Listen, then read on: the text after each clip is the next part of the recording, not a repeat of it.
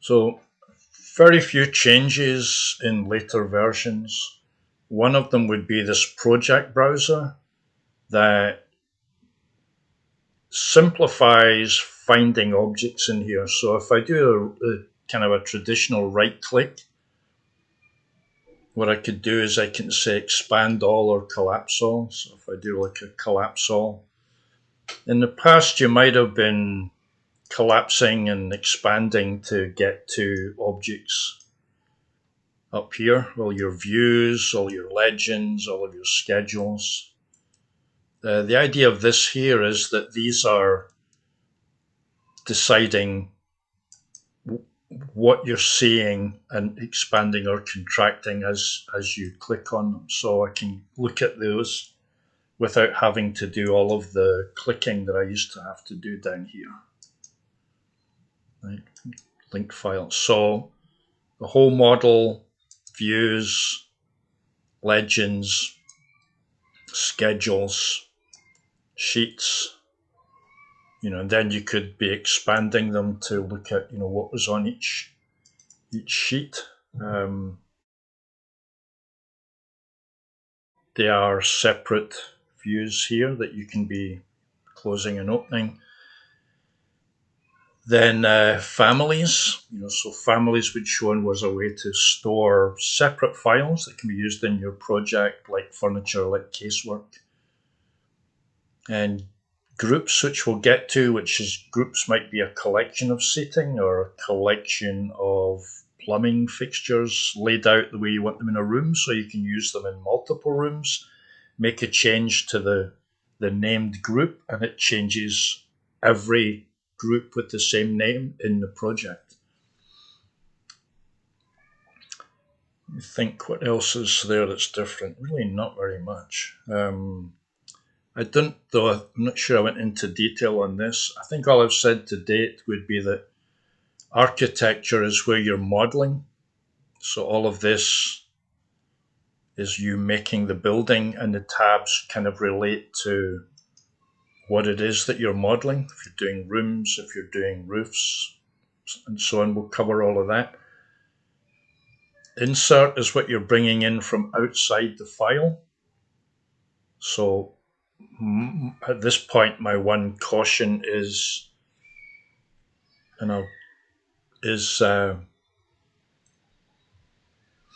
where you see you have like Link Revit, Link IFC, which is kind of an international standard for a format that multiple vendors support.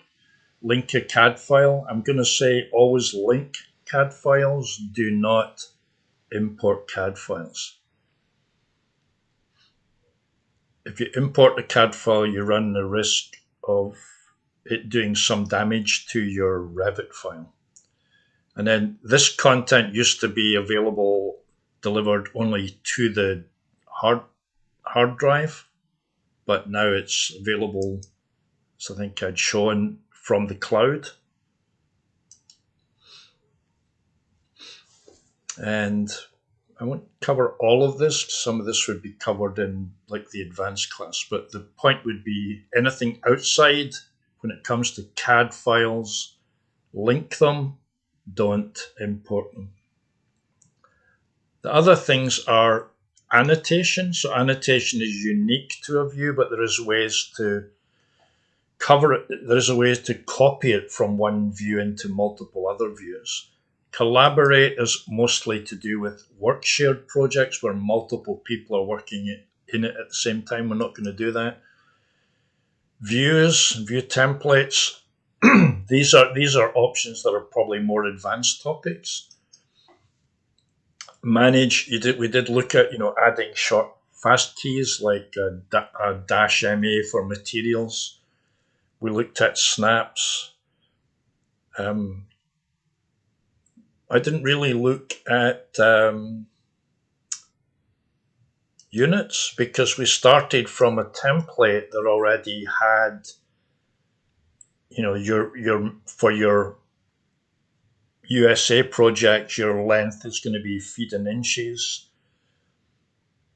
So I didn't make any changes to that. We started with an imperial template. We get imperial units.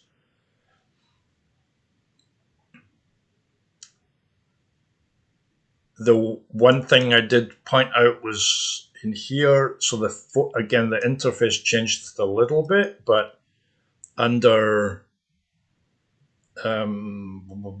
underneath annotations there is that I suggested that it would be better to adjust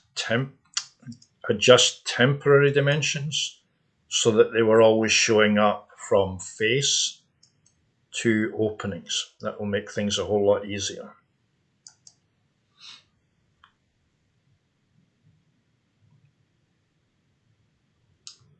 There's various things you can add into Revit, and we're not going to cover any of that.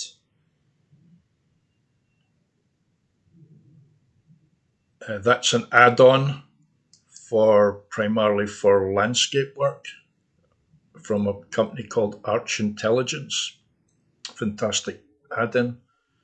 I've got PyRevit on here just so that I can do things like color my tabs, but I'm not recommending that you install it with all of the options, some of which are potentially dangerous if you don't know what they do.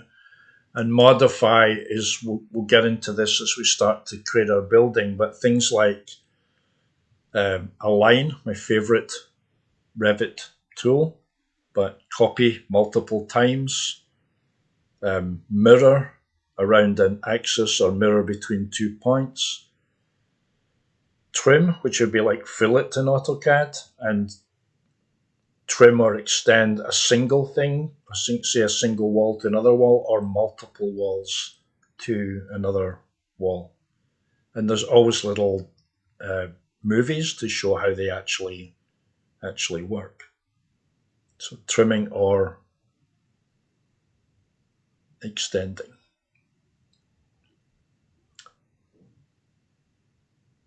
Measuring. Generally, you could also just place dimensions, and when you do dimensions, you want to be using align dimensions. Unlike AutoCAD, you're doing linear dimensions.